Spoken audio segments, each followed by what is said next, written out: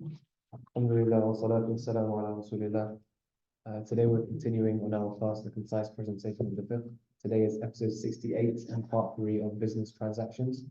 The date today is the 31st of January 2024 and it is the night of the 21st of Rajab 1445. We were going over forbidden transactions, and the first one we did was overly risky transactions, but we're continuing from that first point today, and that is page 461 in the book, if you are following from the book. Right, so can you read, please? Is that the second one, is that? Yeah, the one Yeah, that's it. The mulamasa transactions and the munabada transactions. Munabada as well, okay. Abu Hurairah radiallahu anhu says, two types of transactions were prohibited, al-mulamasa and al-munabada. Mulamasa is when each party touches the garments of the other without inspecting it. Munabada is when each flings a garment to the other and neither of them looks at the garment of the other. Abu Sa'id al-Khudri radiallahu anhu said, the Messenger of Allah sallallahu alayhi wa sallam forbade us two types of transactions and two types of garments. He forbade al-mulamasa and al-munabada transactions. Mulamasa is for one man to touch another's garments during the night or day and not inspect it beyond that. Munabada is for the one to fling a garment to the other and vice versa. That will be the end of their transaction without inspection or approval. Alhamdulillah, wa salatu wa salam ala Rasulillah, wa ala alihi wa sahbihi wa mawala. Maybe you're not familiar with such transactions. Recall those transactions used to take place in the Jahiliyyah time, the time of the Prophet ﷺ, and these days they come in a different shape or form. They come in a different shape or form. This is a mulamasa or munabada. This is basically a bay' gharar, or almost like gambling. The risk is very high. So let's say, for example, that there is a set of garments which are hanging in a cupboard or closet, and this person who's selling it, he is giving you a good price, which is a very tempting price. But this price is a risky somehow if you got a cheap garment. And you could be making a good deal if you had what? A very good quality garment. So the mulamasa, which is called in Arabic touching. Come here, brother, Madia. Come here close. The shaitan is going to be vulnerable. You're going to be vulnerable to him. The mulamasa means touching. So I'm not allowed to investigate what type of material it is. I have to what? To touch it, just like from outside, like this. I can't just go inside and see it and look at it, what type of material it is, to touch it. So it's like a gamble. I might get a good thought, so my money will be, alhamdulillah, worth it, a good price. Or I could be having a very bad thought because the quality is not good. Another one which is called al-munabada. Al-munabada means yanbid, which is fling. Either the seller will say to him, okay, I will sell you a thobe from these sets of thobe with 20 pounds, but I will fling it. So you're not going to be, I will not be able to know what it is. You will not be able what it is. I will do, boom, that's yours. So it could be 20 pounds worth it, 20 pounds is not worth it, or the seller or the buyer had made money. So either the buyer is winner because he got a good thobe, or he's a loser, got a bad thought, or it could be the same, almost the same money as it be. So it's basically high risk. So this is munabada, and this is also called, also another one, which is mulamasa. So this is flinging, called the flinging, right? The flinging could be as well for the buyer, but he himself flings the thobe to the seller. This is the one I want, but without investigating what type of thobe he's getting. Now, as I said, this is a type of transaction took place a long time ago. But if we look carefully into our transactions these days, we could find similar ones like this, where the person, he's being given, for example, let's say, you know those machines that takes the dolls. Seen them? Yeah, okay. The machine that takes the dolls. Those machines, it's got the three claws, talons, by which they hook the game. So you pay 50 pence, or could be £1 these days, I don't know. So £1 or 50 pence, I don't know. And the toys inside, they could be worth from £1 ranging to £10 even, to £10, these little toys. Or you could be losing. So you're paying and you are actually trying to aim. And with this, and then the machine goes on top of that thing that you want. You're very good, but it doesn't pick it up. And after 3-4 tries, after they be paid £3-4-5, you leave it, somebody else comes and put the pump, you got it. Do you know that these machines have been set? That this claw will not be strong except after 3-4 tries. Then they will be stronger. Otherwise, they'll be weaker. They'll hold it, drop it. So these are types of risk as well. We find as well, you know, when you start as well, for example, I don't know if you've seen the duck, seen the horses. It's all of it to do with, I've been to Blackpool and I have seen that the person as well pays money for sets of balls in order to get a toy or a game, okay? And that either you lose or you what? You win. Also, the risk is high. You could ask me as well in the questions and answers about some transaction that deal that you need to understand. But let's just go through them first.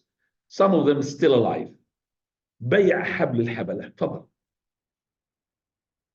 Selling the unborn fetus. Ibn Umar radiallahu anhu said. Can I just ask you to get close to the thing because they can't hear you? Number two, you said Abu Sa'id Khudri, he had forbade 2 transactions and 2 transactions, 2 types of garments. 2 types of garments, is it? No.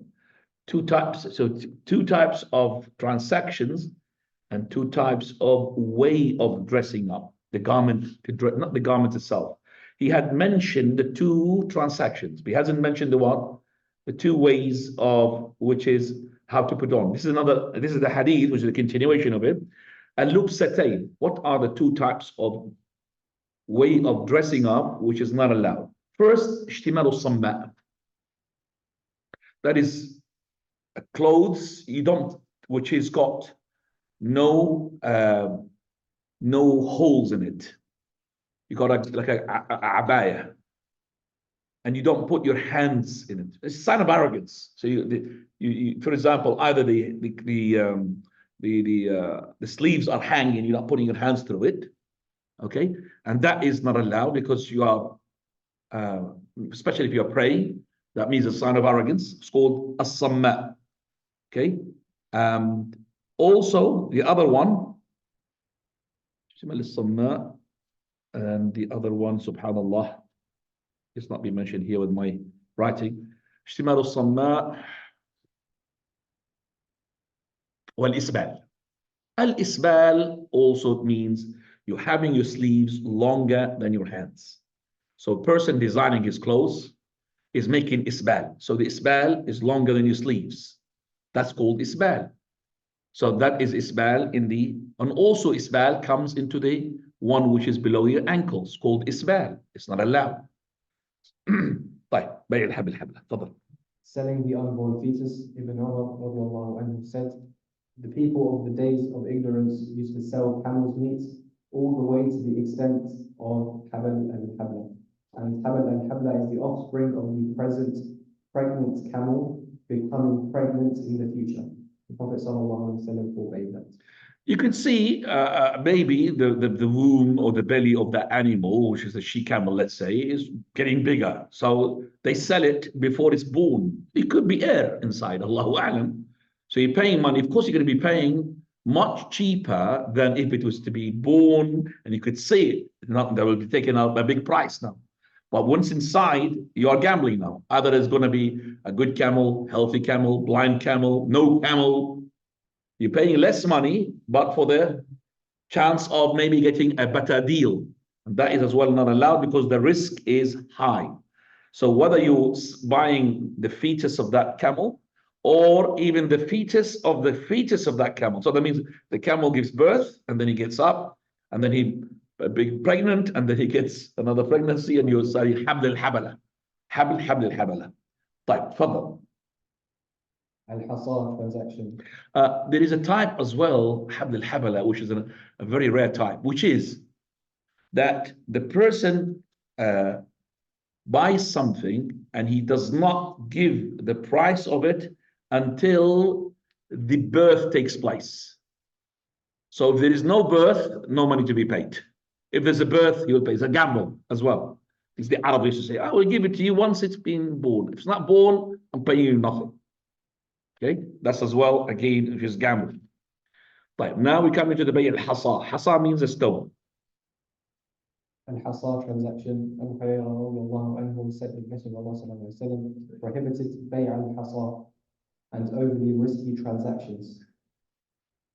Go on. Imam Nawawi wrote in his commentary to Sahih Muslim, there are three interpretations to the meaning of bay al-Hasa. What are the three meanings of bay al-Hasa? Number one. The first is for a person to say, I sell to you the garments upon which these pebbles I throw land on.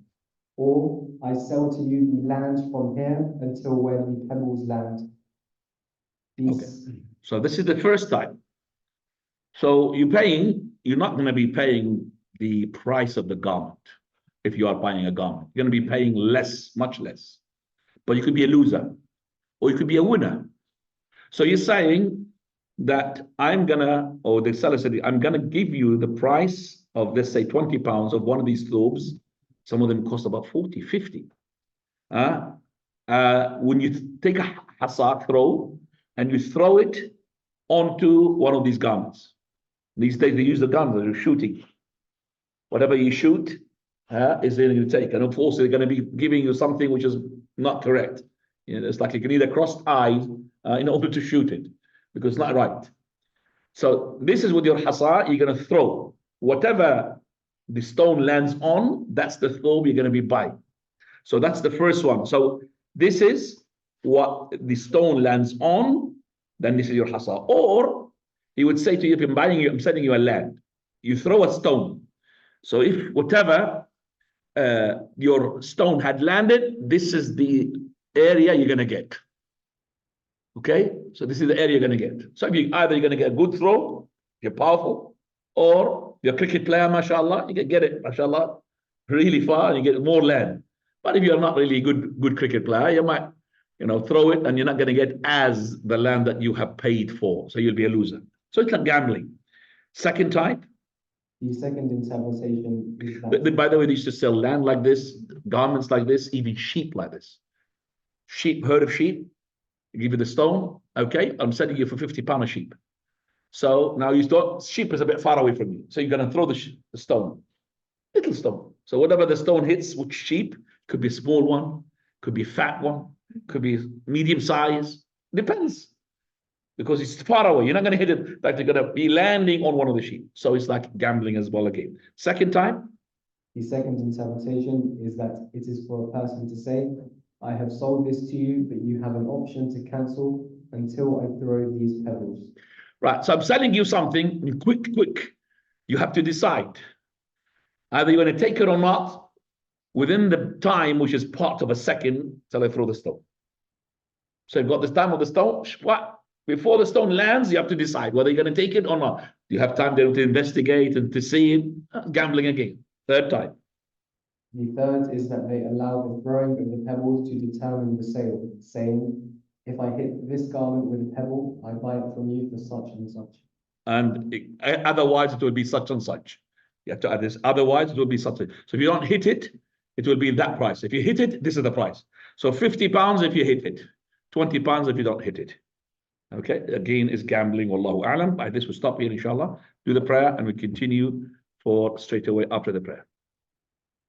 Stud fees. Is that the one? Stud fees, yeah? It has one sentence, but it doesn't explain what it is. No, it's just, we'll explain. We will explain. That has been done, yes?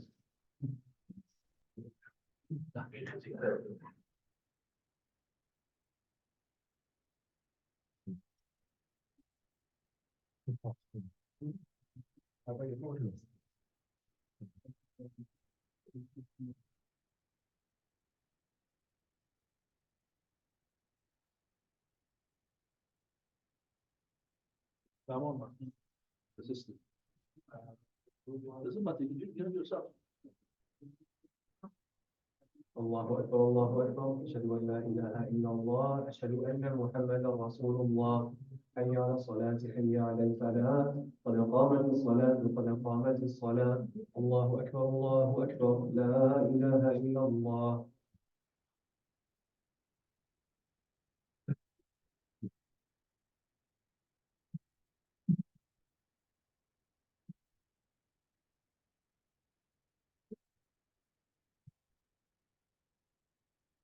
الله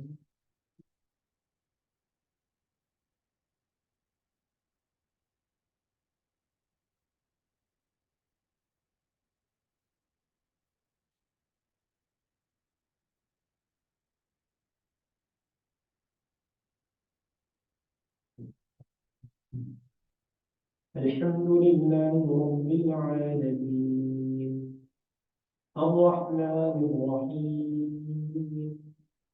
مالك يوم الدين إياك نعبد وإياك نستعين اهدنا الصراط المستقيم صراط الذين أنعمت عليهم غير المغضوب عليهم ولا الضالين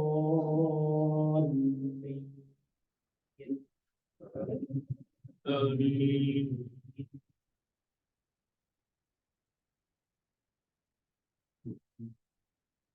والعاديات ضبحا فالموريات قدحا فالمغيرات صبحا فأثرن به نقعا فوسطن به جمعا إن الإنسان لربه لكنود وإنه على ذلك لشهيد وإنه لحب الخير لشديد أفلا يعلم إذا بعثر ما في القبور وحصل ما في الصدور إن ربهم بهم يومئذ لخبير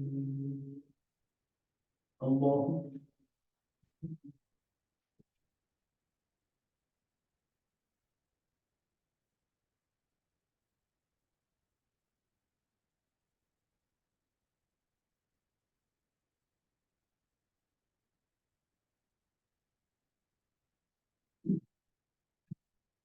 سمع الله لمن حمده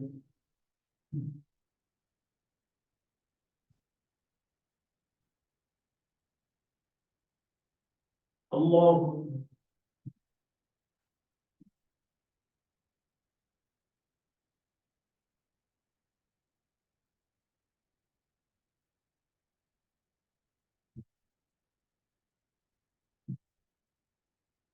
الله أكبر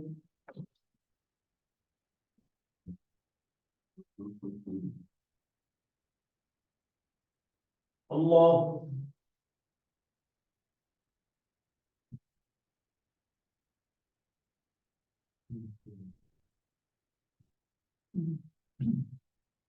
الله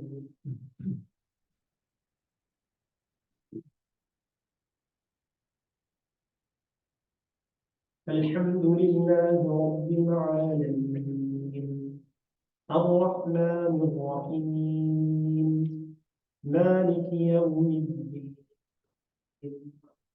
إياك نعبد وإياك نستعين اهدنا الصراط المستقيم صراط الذين أنعمت عليهم غير المغضوب عليهم ولا الضالين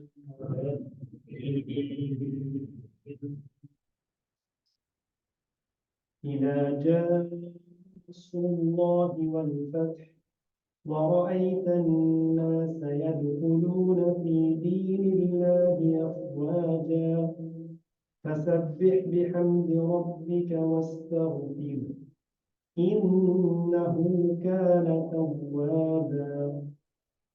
الله.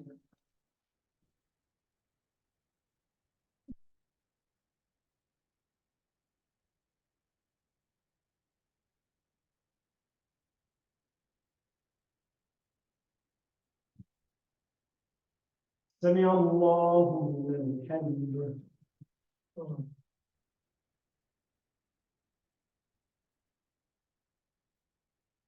الله.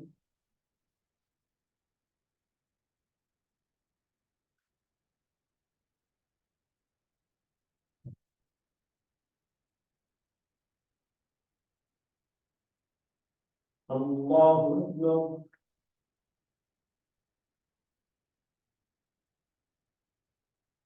الله.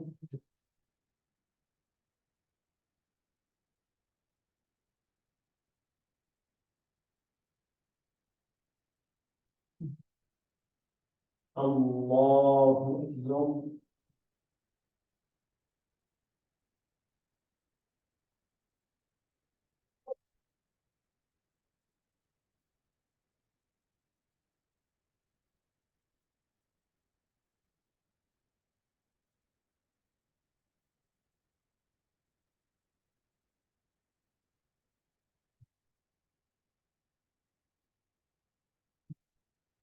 الله أكبر.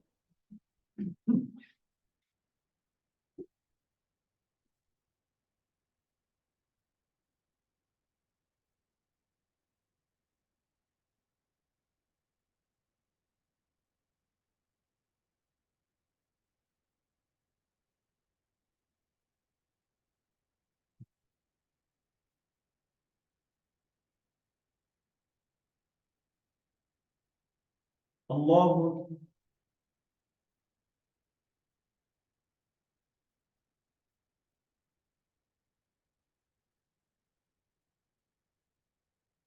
سمع الله لمن حمده.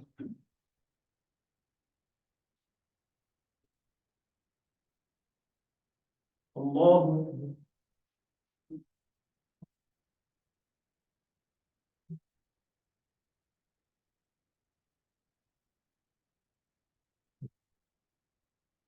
الله أكبر.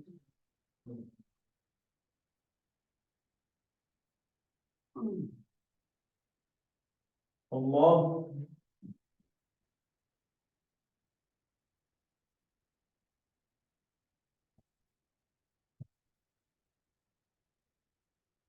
الله أكبر.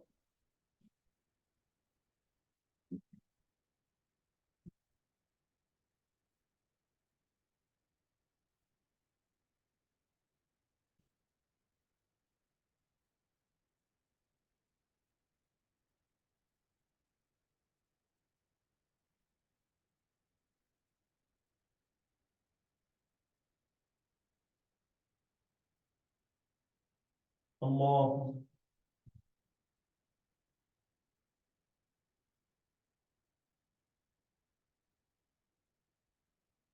سمع الله لمن حمده.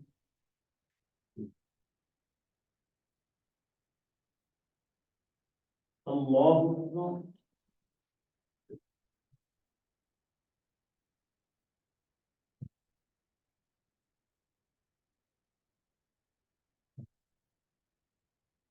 الله أكبر.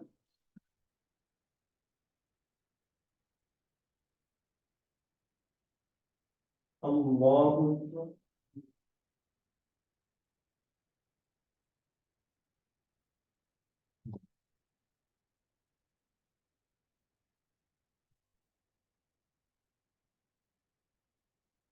الله أكبر.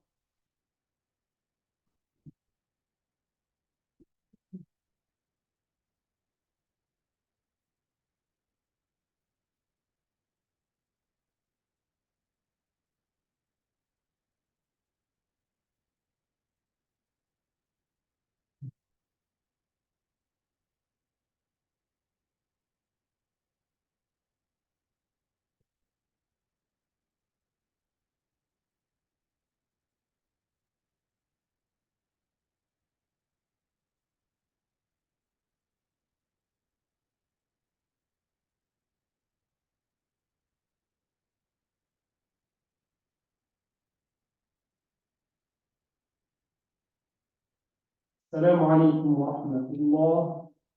السلام عليكم ورحمة الله.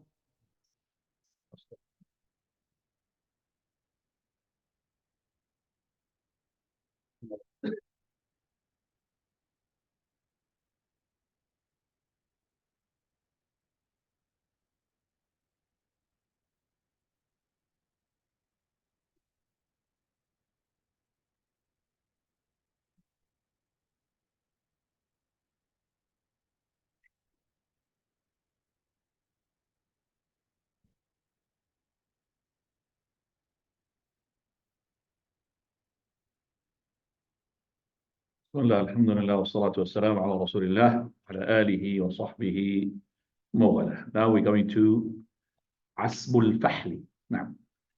Stud fees. Ibn Umar radiallahu anhu said that the Prophet sallallahu alayhi wa sallam forbade stud fees. What is the stud fees? Stud fees is the, you know? Okay. Stud fees is the, basically the male who's going to be mating with the females in order to produce cubs. So the stud fees is like I'm buying the sperm or the semen of that animal in order to produce more animals. And it was at the time that the companion or the people before the Prophet ﷺ, they used to hire the bull or hire the billy goat, you know, the male goat, or hire the ram in order to mate with the female. So they buy it, so they hire it, and that's not even allowed. Also, in the semen itself, it's not allowed to buy it. But if you have no way of producing except for this, can't produce mate, nobody's giving you except by selling it to you or by renting it to you, then you could do it. It's like you know, the hijama. So the hijama, we say, which is cupping with cutting, person is not supposed to take money for it. It's only for his fuel, but for his living, you should not supposed to do that. You as a person, you should be giving the money to the person, even though he's not supposed to take it, because the Prophet ﷺ, he made hijama and he gave the hajjam 1 dinar. And yet one of the hajjams asked the Prophet of Allah, I do have orphans and I would like to take the price for the hijama. He said, no. He said, Messenger of Allah, I've got, you know, people to look for or after. He said, just make it like a fuel, a fodder for your animals, but not for yourself. So the hijama money is not good money. But as I said, if the person is in need, that's something else. But coming back now to the second type of prohibited transactions, and that is a very important one, which is number 2, selling what one does not possess. Hakim, just before you go ahead, selling something which is not in your possess. The animals at that time too, you know, they used to give it as a borrow. So if you have a male billy goat, your neighbor, the farmer, will borrow it in order to mate. Why do we say that it's not allowed to have a rental? Because we don't know. Let's say that you've hired him for 5 days. You paid £20 for 5 days. Yet the billy goat was not in the mood to mate. So your money's gone. That's the risk, you see. You understand why it's not allowed? But it is encouraged that if the person had borrowed a billy goat as a farmer from his other farmer neighbor, that is to take it, and then after when he's gives it back, he could give him a gift, not as a hire, gift, whatever you want to give him, but it's not incumbent upon him, but it's a gift, ikram we call it. Jazakallahu khairan for offering me your billy goat, because the billy goat is going to be looked after anyway. So the person is going to borrow it, you're going to look after it. But when you return it back to the owner, you say to him, this is as well, Jazakallahu khairan, a gift for you. But as I said, to hire it, we don't know if he's going to mate or not. That's why the high risk here. Now, selling something which you don't own, and that is important because there's a difference between this and called bay'u salam or bay'u salam, which are going to come with us in the due course.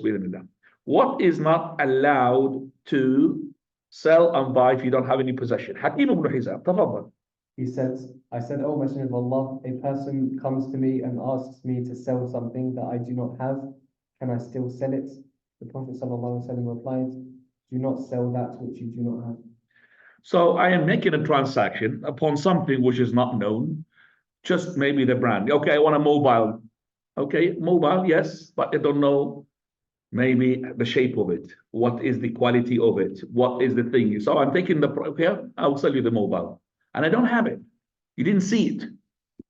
So I'm taking the money from you, and then I'm going to go and buy. Maybe I'll end up with a good mobile, maybe a bad mobile. That is to sell something which you don't own, you don't have. Exception is bay'u salam or bay'u salaf. Bay'u salam, bay'u salaf, as we're going to see it, there is a bay'un ma'loom fi kaylin ma'loom fi kaylin mahdud ila ajalin ma'loom. And I'm selling something which everything there in terms of description, even the little screw that goes into it, I know it. And that's when you go to somebody who is an owner of a thing, but he hasn't got it, like a factory. So he designed for me something. So he's a factory, he will make it for you, but he hasn't got it. But you have to pay the money, maybe up, and that is the condition for the bay'u salam, that is upfront payment. It has to be advanced, all of it. Not when it comes, because he's giving you the money and you are giving him the description of the item you're going to give him. Exactly. And if he does not give it on the time, then you have the right to cancel and say, don't give me my money back because you didn't give it on the time that you have said. Or he didn't give it to you the right description and you call it specifications of the item. You could say, I'm sorry, brother, I paid you for something that specification says such and such, and you're giving me such and such. That's an exception. It's called bay'u salaf. That is allowed to be, but you're back to sell something you don't have own. Why? Because it brings chaos, ikhwani. Islam came to make sure that there will be no dispute between the buyer and the seller. So if you have sold something you don't own, you don't have it, you're going to go buy it from the market. You might get it, you might not get it. It's like a person that I'm selling you fish. What is the fish? Well, it's in the sea. Okay, well, I'm going to wait for you to go and fish it. Maybe you're not going to fish it. And then I bring it to you. And what type of fish is going to be?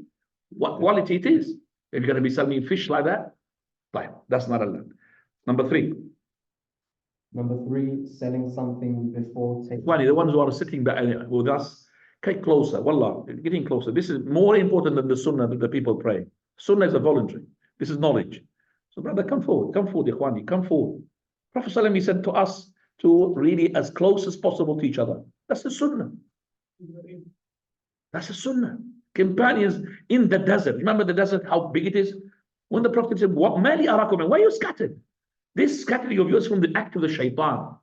So the companions, as soon as they heard this, they don't really hesitate. They were so together that even if a small rug will be there, they'll accommodate for thousands of companions.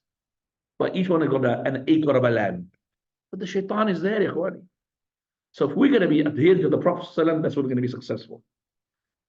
Bay'u al-mabi'u qabla qabdi. Fadal, again. Number 3, selling something before taking possession of it. No. Ibn Abbas radiallahu anhu narrates the Messenger of Allah sallallahu alaihi wasallam said, whoever buys food stuff must not sell them until he takes possession of them. Ibn Abbas further said, I reckon that everything is analogous to food stuff. Right. Because if you, sometimes a person buys something and before he gets it, he sells it. And that takes place with these so-called shares, the quick shares. He doesn't know what is the goods. In seconds, he was like gambling, he buys it and sells it. He doesn't know what he's got. And the Prophet said he should have to see it and count it, not depend upon the word of the person who sold it.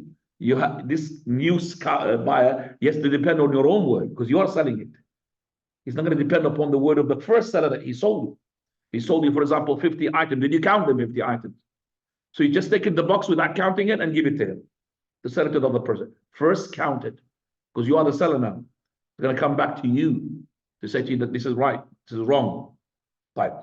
So that is why we say that the person, he should be getting, the item, counting it, and whether it is food, whether it is, if it is, for example, quantity, he will count it. If it's a measurement, he will weigh it. And we will, for example, see the measurements of it, and then he will sell it. Fadal. There also narrated that Ibn Abbas stated that the Messenger of Allah sallallahu alaihi wasallam said, whoever buys food stuff must not sell it until he has weighed it. There also asked Ibn Abbas why that was the case, and he replied, don't you see that they sell foodstuffs against gold for a specified time? Right. So the here hatta yaktala means to weigh it or to count it or to measure it. They used to measure it. By the way, you have your measuring tape with you, by the way. You as a person, you have the measuring tape of yourself. Because the companions to measure, for example, called ba', dira'. Ba' means a cubit. Cubits. Okay, you know that the length of yours is actually, if you put your hands like this and you measure from here to here. Did you know that, doctor? This is your height. No. You measure from here to here. That's how you height. Yes, and it worked. Yes. Subhanallah. So you got here cubit. It's called a cubit. That's a cubit, and that's a handspan. These Muslims didn't have centimeters, the precision that we have these days, mashallah. Is to have the measurement of cubits, okay, and they have volumes, which is called sa'. 4 handfuls is a sa'. Oh, so the volume. But let's go back. So the fourth thing. Fourth thing, selling against one's brother. Ibn Umar radiallahu anhu, the race of the Prophet said, "Do not undercut one another in business transactions." Abu Hurairah also narrated that the Messenger of Allah sallallahu alaihi wasallam said, "A Muslim should not make a purchase in opposition to his brother." Right. So bay'ul bay' al bay' akhi. This is going to cause hatred and grudge between the person and the other one. This is the person who is within the transaction, okay, or just after the transaction of this short time, okay, he comes to him and he says to him, "Brother, why did you buy this mobile from that person? I could have sold it with you cheaper." Okay, so what is going to happen now? Oh my God, I hate that person. Why you sold it to me? Well, expensive. You go to that person, "Brother, I want to return it back." He's not, no, he's got the choice not to say it or to return it back. So what you do, you want to crack it like this, "Brother, you sold it to me, what? Faulty." But it was not faulty. He made it a lie and make a fault into it in order to what? To sell it to him, to get the money and buy it what? Cheaper from the person who had offered you. Do you understand that? That creates hatred between buyers and sellers.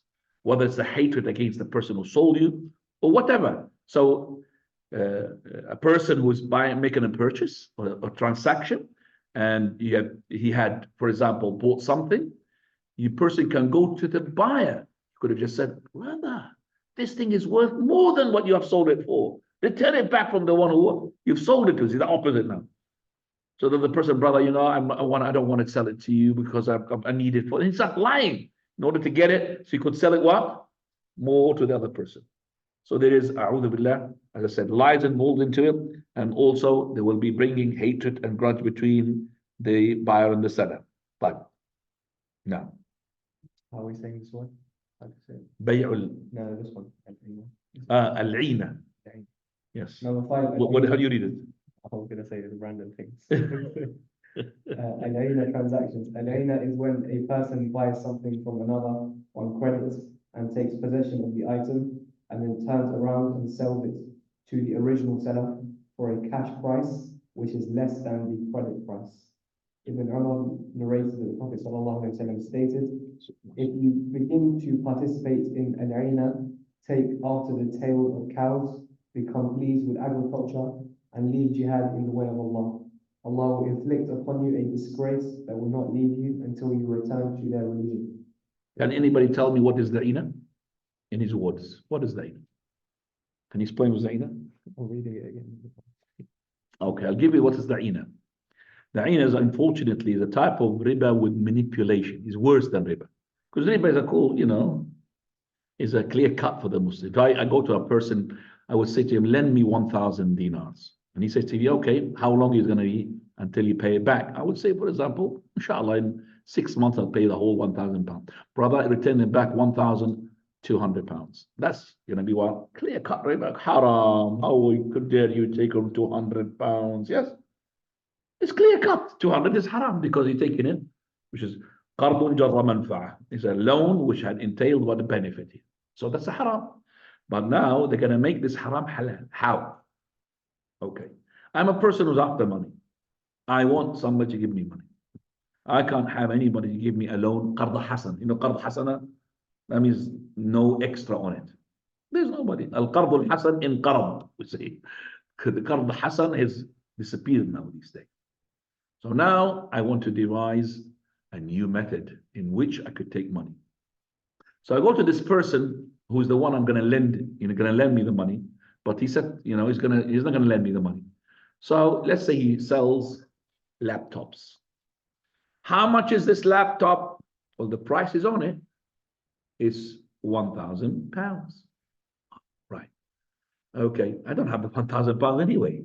Can you sell it for me in installments, please? Okay, installments. Right. How long are you going to take to pay it back? Oh, I'll tell you 6 months, 6 payments. All right. Pay it back 1,200. Okay? 1,200. All right. Up to here, we call it Bay' al-Taqsid. That is a transaction of installments. Now, this can be halal and can be haram.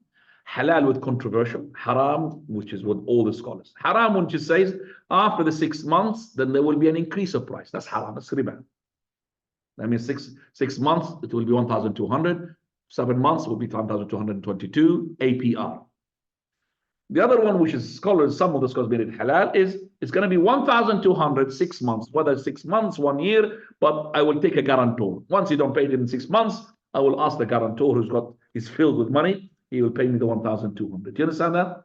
So that is something which some of the scholars say is halal. Our Shaykh al-Albani says haram still, because of the hadith of the Prophet he said, Man ba'a bay'atayni falaw awkatuma wa riba. He who does 2 transactions in one, which is one cash and one in installments, then he's got the lesser price, which is the halal, the cash price, or the higher one, which is the riba.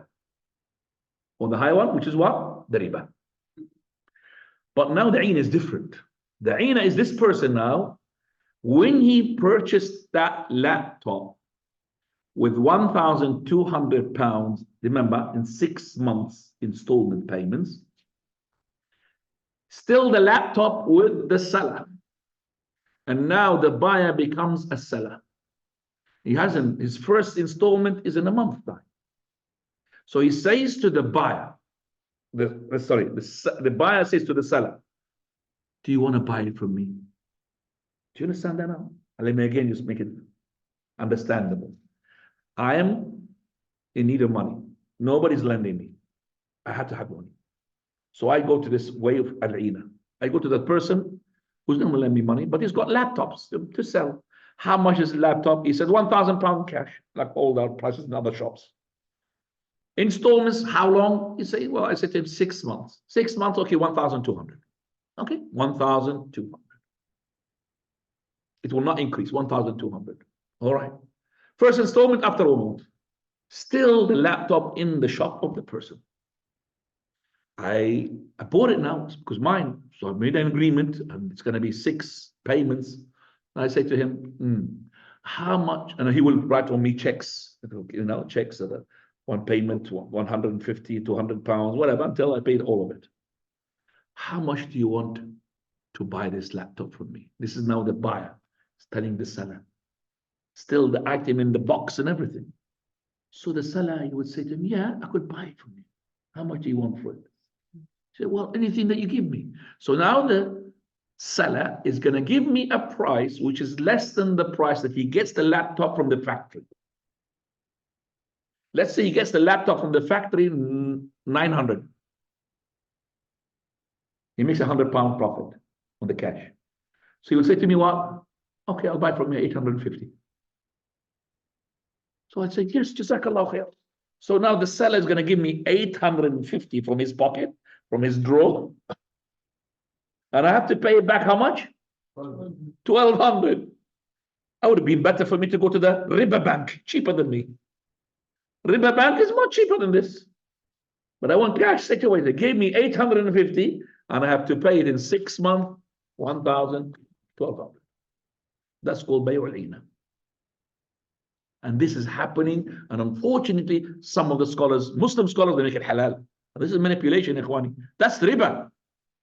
Because I wanted, and my intention was not to take the laptop. My intention is what? Is the money. But I can't get anybody to trust me. People don't trust each other. They will lend you maybe £5, £10, £20, £5. But when it comes to thousands of pounds, it all goes back. Yeah, well, I don't have money. He does have money. He's loaded. So I have to put this in order. So he's making money, this guy, from the riba. It's called bay'ul ina. That's manipulation, ikhwan. There is something called tawarruq. Please focus. Tawarruq. Some of the scholars, they make tawarruq halal. What is the difference between tawarruq and ina? The tawarruq is as follows, that I am not selling that laptop onto that same seller, taking it maybe to his neighbor, not far away, in the same market. How much this laptop do you want it from me? I haven't even paid for the first seller. How much? Because I want tawarruq. Tawarruq means waraq. I want to make money, to get money. How much do you want to buy it from me? The other guy, he knows the brand, he knows the box, brand new, hasn't been, it's a seal there. Okay, 850. But I did not sell to the same seller. I sold it to what? A different seller. And now came from tawarruq, from ina tawarruq. Some scholars says halal, but still, yeah, the intention of mine is to get the money regardless of the way, halal or haram. And that's why some of the scholars said, even that tawarruq is not right. Because you're buying something with installments, you're not paying it, and you want to cash. It's called cashing the money. Cash that laptop somewhere else. Because you see, this will lead us to something called السعر المحروق. Allah حرقه الله. السعر المحروق, the burnt price. This is something in our country. Don't you heard about this? السعر المحروق. حرقنا السعر. سعر حرقناه. We have burnt the price. I mean, the price is down to the earth.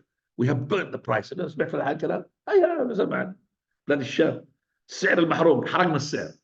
is the way. See, when this seller had now got his laptop that he's bought from the manufacturer, how much? 900 from the factory. And he's getting it from this guy because he's in need of money for 850. And he's got checks upon him. He'll pay it later on because he's got to put him in prison. That's why half of my ummah there is in the prison. Half of our country in Jordan are in the prison because they can't pay. All of them are in checks and kimbialat, and all of them are in prison because they can't pay. So this is called now, because he got it for cheaper than that factory, he will start selling this laptop, even if he sold it 850. So the factory is going to close down.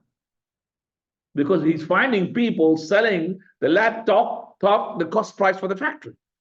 Why? Because these people ending up in prison, they just want money.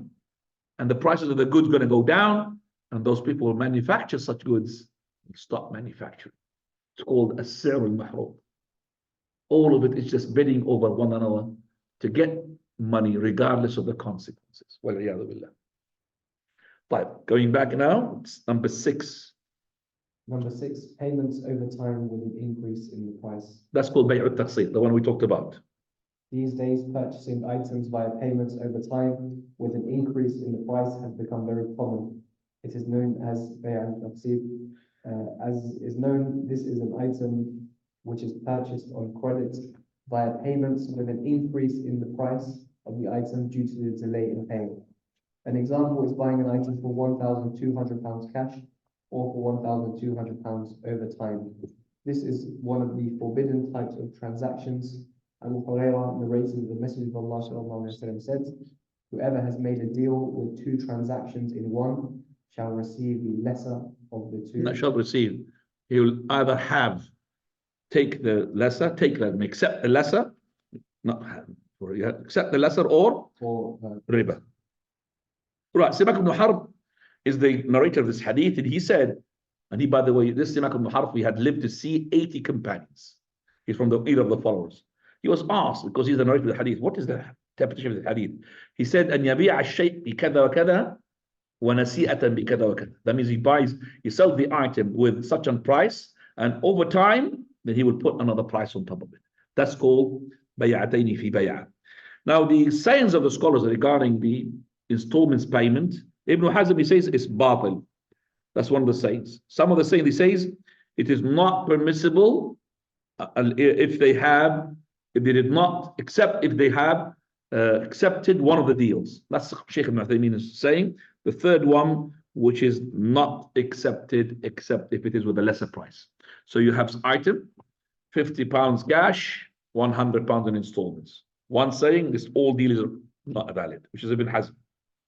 And this is the most weakest opinion. Secondly, which is the opinion of Sheikh Martin and the likes, they say, well, if they have, it is batil as long, unless they say, we're going to take it on the 100 installment or the 50 cash, but not to leave it like this. And there is no, I would say, meat behind this. There's no justification. You can't really understand how. The third one, which is says it is not allowed because the hadith says, unless it is the cash money, which is the halal money. So it's 50 pounds, you take it. Otherwise, you are going to take riba if you accepted the 100 pounds over time.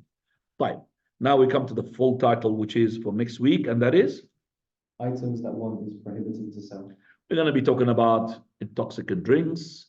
We're going to talk about dead meat. And we're going to talk about dogs. We're going to talk about, as well, pictures and images. We're going to talk about the selling the fruits before it's been ripened, and also selling the plants before it is due to be eaten. Also going to talk about, are we allowed to buy haram food for our cats, because it's a common thing. So all of that's going to be discussed, inshallah, next week. Do you have a cat? No, it's an interesting question. Do you have a cat? No. You must have a cat. Right. The masjid have a cat? No, they don't have a cat food. yeah? You can buy halal cat food. It's more expensive. Yeah, but is it allowed to buy haram food? So the question is going to be answered for, is it allowed to buy those food, which is the meat, which is meat, chicken, I mean, there's chicken, there's ducks as well, there's treats as well. All of them need to be discussed. I'm not going to answer the question now. It's for you next week, inshallah. Right, have any questions regarding, except for the cats, please? Doctor. Nah. One is you go into a showroom to buy a car. So there's three questions. Question number one, I have to be deliberate here. You go So, to a showroom to buy a car. you're going into a showroom to buy a car. Car is 10,000. Car is 10,000 cash. You don't have 10,000. You don't have 10,000. So you agree with the seller that you will pay back to them over a year. Okay, how much? But the total will end up at 12,000. The same thing, which is this is called bay'ut taqsid. If the buyer is agreeing to this and the price is fixed. Yeah, that's what we said. What is agreed? Hang on. Let me just do number two. Number one, we said this is called bay'ut taqsid. You said that this car, I'm buying it 10,000 cash, but over, let's say, 5 years payment, I'm paying it instead of 10,000, it's going to be 12,000. Okay, over 5 years of payment. That is, we said, the hadith simak says it's riba. But some scholars makes it halal if, number one, you take the installment, you don't really leave it in the two cash installment, you just go one of them. You can't go back to the other one. And number two, that there is no increase after the 5 years. And if you sign on a contract, which you will never ever have a contract which is, it will not increase. It's always going to be an APR there. Then it is haram on both types of scholars. All scholars would say it's haram because you're signing on an APR. That means if the time goes beyond, then you pay more, and that is riba, 100%. Second one is Second question. one about selling against one's brother related to auction. Okay, selling against one another, against the auction. Khwani, the auction is no problem as long as, because the time of the Prophet, it was an auction. But as long as you're not inflating the price. Because some people, they too have 3 more accounts. They want to do the betting. So they bet on their own item to put the price up. That's haram. Or somebody who is a friend of that guy, تناجش in Arabic. Najash. And what he does, he just comes and he will just put the price up. I remember I went with the person who was the mu'adhin. He's a Bedouin man, wanted to buy a sheep from the market of sheep. I have to have somebody expert, otherwise I'll be conned easily. Market of sheep there is very easy to be conned, either with the money or the type of sheep. But this guy's a Bedouin, he knows, he lives with the sheep. So he's the mu'adhin, Abu Ali, he's still alive. And that was, I'm talking about, more than 30 years ago. I went there with him. It was really early, because to go very after Fajr. After Fajr, he head towards the market. Just like the fish market maybe is a bit earlier. So I went there with him, and he says, this one is good. And it was at that time costing, that I remember, said goat, 69 dinars. It costs now maybe 100, 200 pounds. 69 dinars. So he says to me, it's good. But because he's talking to me and he pointed to it's good, the market is watching.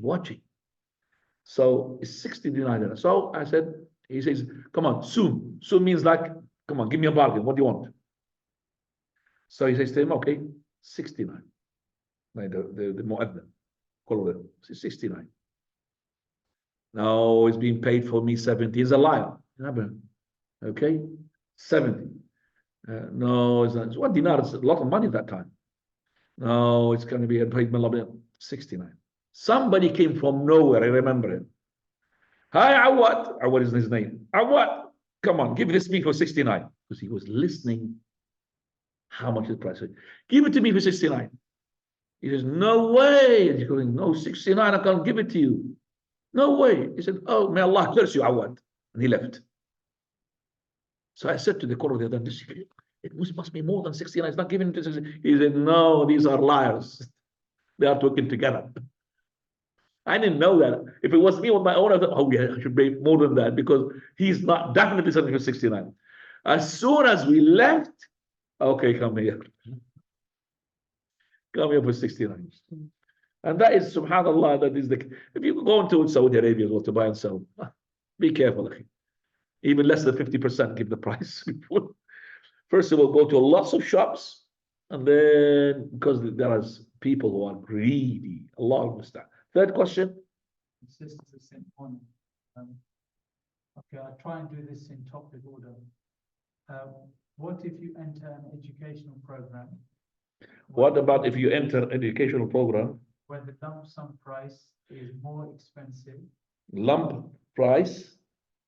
What's lump price? The lump sum price. Yeah, lump sum. As in the cash price, like you said, the one-off payment. Yeah. Is more expensive, and paying in installments works out cheaper. I've never heard this, Yakwani. I never heard this, that the installment works cheaper unless the person is conning who is the one selling. So he's giving it, for example, this mobile cost in the shops, I'll say 1,000. So he's saying to you, if you pay cash, it is what? 1,500. And if you paid in installment, I'm giving it to you 1,100. Still you're being conned both ways, because it costs 1,000 outside the shops. But this guy is making it what? Looks like cheaper if it works. There's no such thing. No way a person, but he might give it to you the same price. And the Sheikh Al-Albani said, imagine that the person who is selling an item with a cash sells at the same price to those people who are in need, same price. How much people are going to come to him? He'll be having lots of queue just for him. Why? Because he's selling it at the same price. He says, no problem for the person to take a precautionary measures. For example, takes a guarantor in case he doesn't buy, doesn't pay. For example, he pawns something. Okay, brother, I will sell it to you, but you have to pawn me something. Write me the house of yours in the government to say that if I don't pay the such and such, then part of the house is mine. If it's a lot of money. So, alhamdulillah, it's called pawning. I'm going to come to it. Take as much as precaution as possible, but make it easy for the people to have what they want. Now, one person, he came to my bookshop. May Allah have mercy for him, he died. So he said to me, he wants to buy a big volume of books, which is maybe Ibn Taymiyyah, I can't remember. It's about 16, 17 books or 70 or more. Ibn Taymiyyah at that time was 35 volumes. So he wants to buy from me the bookshop. And I do give sometimes installments for the people who don't know, because students of knowledge. I give them the same price. So he says to me, كم هذا بالتقسيط المخزي? كم هذا بالتقسيط المخزي? How much is this with the disgraceful installments, please? Disgraceful installments, that means, £1 a year, £1 a month. Allah al-Musta'an, you made me laugh. I want to with the taqsit al-mukhzi. I want to pay really like, let's say £100, I'm going to pay 50 pence a month. It's called taqsit, disgraceful installments. Nah, fadal. Is there an expiation? By the way, anybody want to ask a question before I... Nah, fadal, ikhwan. Doctor, you've been all the questions here. Fadal. Sheikh, what is your opinion then about Islamic banks? Because they do Islamic banks. Islamic banks, there are a number of deals in the Islamic banks. And which Islamic banks are we talking about? Because each Islamic bank differs from the other one. So if we have a transaction through the Islamic bank, we want to investigate what it is. If it's a qard hasan, alhamdulillah, halal, they're lending you 500 and you give them 500 pounds. Alhamdulillah, halal, 100%. But if, for example, they are giving you a deal like this, you want to buy a car? Yes, go and tell us which car you want. Okay, I want that particular car. How much it costs? 10,000, same car, 10,000. All right, we will buy it and you will buy it from us. So first, before they go and buy it from there, from the factory or the showroom, they make a deal with you. They'll make you to sign the papers, how much it is and everything. And then they will purchase that car and then you will get that car for a higher price, of course. And then you will pay it by installments. Can anybody tell me halal or haram and what is the haram if it's haram and what is the thing that's being violated here? Fadla. Yes. Why? You're doing 2 transactions in one transaction. And that's maybe cash and no. Okay, so it's cash and that's number one. Number two, there's something there we have studied as well. Is it haram? Well done. That the bank, he had sold something he doesn't really own. He had already made a deal with you and sold you something he did not yet buy. بيع ما لا يملك. He sold you something he does not own yet. Okay? But Sheikh, there is a complete Sharia board behind that. You asked me the question now. Complete board of Sharia and then bring another board of Sharia against them. What's the point now? Playing what tennis here? You've asked me, there's a hadith. Forget about the board. This board makes even riba halal. I always say to the brothers, Fatawa market there. If you want to shop around. So if you're going to bring a board, I bring a bigger board. What did we end up? There's a hadith. I've told him, Hadith Hakim ibn Izan, he came to the Prophet. The messenger of Allah, they come to me. He's a tajir. He's a merchandise. They come to me and they ask me to make a transaction to them, to sell them, but I don't own that thing. Shall I sell them? I mean, I will get it for them. He said, don't sell something you don't own. So this bank, did he sell something he owns? No, he doesn't. So if the bank had purchased the car and lots of cars, and he purchased them, let's say, for 10,000 each car, and he wants to sell them, he's got them in his warehouses, and he wants to sell them for 15,000, he's all right, no problem. Okay, so That's his car. If the bank purchased that house or a car, whatever it is, then it's okay. Okay, but The Islamic which bank tell me, Dubai Islamic Bank, for example. which bank tells me that before you point to the house, they will got the house. The house doesn't belong to them. He hasn't got houses. He hasn't got cars. He has got you to say to him which house, which car you want, and then he will purchase it for you. But before he purchases it and he goes into such a deal, he wants to secure you. Makes you sign and everything. We know these things, Ikhwani. We work with the banks and we know these things. We worked. And we know these little things called small print. Be careful. Tafadhal. Is it allowed to sell the same product or service at different price in different markets? So you have the same product, the same service offer, but you're putting it in different markets. No problem. It's your item as long as there is no greed. What is greed? Greed means that I exploited the situation. This guy is a kid. He doesn't understand the price of this. I'm selling it higher. This person, he knows. Let me say it. It's called greed and exploitation. Istighlal. No problem. But what if in that certain market, There's no such thing, سعر المحدود. You know, $5.99. $5.99, $10.99 there. Okay, but they don't take advantage of people. That's all. No problem. So it depends. You know that sometimes you take a car from the north, much cheaper if you take it from what? The south. As people how they make it merchandise, they go buy the car from up north in Scotland, peanuts, and sell it here, mashallah, good price. You make money, alhamdulillah, no problem. That's how you make trade. That's how you do it. No problem, inshallah. Fadal. I think I need to just because I have to go now. So if you don't mind, just one question and that's it. It's about traveling. So if I live in Maidenhead and if I travel to East London, which is like over 50 miles, I'm gonna consider 50 miles? Yeah. From here to London? To East London. 50 miles? Yeah. like Romford, Hornchurch. Are you sure you're not going around the circle to get the 50 miles? Yeah, M25. Yeah, I'm just saying, but if you go like this, it's not 50 miles, is it? So I mean, like if you like, It's about 35 miles maybe this way. if you go from inside, yeah, Because I know London very well. yeah, I don't call myself a traveler if in London. if I'm in London. Okay, if I'm in London, I don't call So myself if a you traveler. go to like Gatwick, which is Sussex, Yeah, that's a different area. That's your traveler. But if you're coming from Maidenhead to London, no, I'm confused. I'm just asking. you Luton to London. So Yeah, I think it's two counties. You could call yourself a traveler as soon as you hit the difficult London, which is like Woolwich and all these areas. They call them a different country, you know. You know the Black Tunnel. Yeah, Blackwood Oh, that's a disaster. That area, I want to go there. Somebody invites me for a talk. I said, brother, you live in a different country. Tunnel. You have to have me a ferry to go there, or you need sometimes. Like there's a joke about me driving there.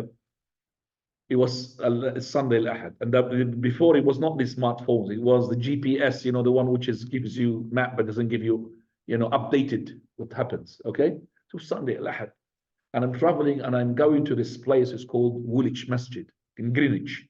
Woolwich Masjid in Greenwich, and I'm driving very fast, and then it's telling me good way, and I'm seeing that, mashallah, there's no cars.